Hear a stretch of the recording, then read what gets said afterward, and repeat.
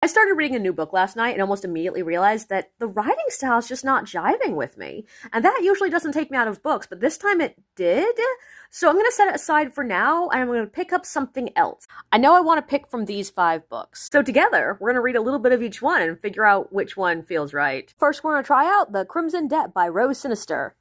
I know this one's about vampires and that's about it. Let's see. Chapter 1, Last Rites.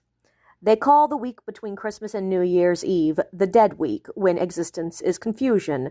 No one knows what day it is, and obituaries spike. I don't think anyone makes it out entirely unscathed. We all enter New Year a little worse for wear, buffeted by chaos and disoriented under the weight and expectations of the looming unknown. Then we have The World's War by Katie Godman, and I know literally nothing about this one. My friend just knows the author. Chapter 1, Sulstan's Sabatov. Thankfully, only the blacksmith was in the forge. He was bending over the fire, hammering a cutlass, the smell of flame and sweat in the air. Smoke left the cave through a small tunnel overhead. He ignored me as I made my way to the sharpening stone.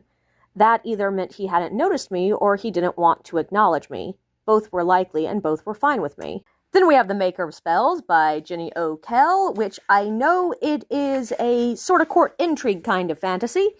Chapter 1. I stood alone in the mild sun at the prow of a river ship, bound north for sultry Assaria. The river was winding, and the landscape passed slowly. And as the ship meandered forward, my mind wandered back to my last conversation with Artemis 9 days prior. "You sent for me, Majesty?" The words sounded absurd, a parody of a subject addressing her queen. How long since I had called her Highness or Princess, even in public? Only a season or two, and yet the word Majesty felt like a sharp-edged rock in my mouth, awkward and painful. Then we have Sword Crossed by Freya Marksey, which I own because Facebook would not stop advertising it to me. Chapter 1.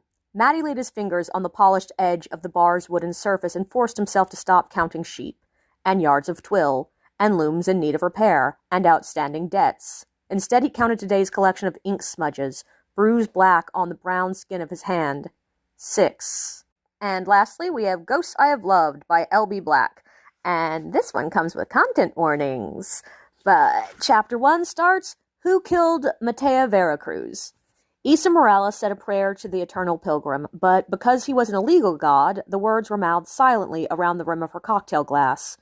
There were plenty of eyes on her at the Café Bohemio, but that was due to her dress, a cinched waistline paired with a flared skirt in coral orange, contrasting the green neon lights behind the bar. And this is why I don't tend to pick books by reading the first line. They all sound good. Which one would you pick?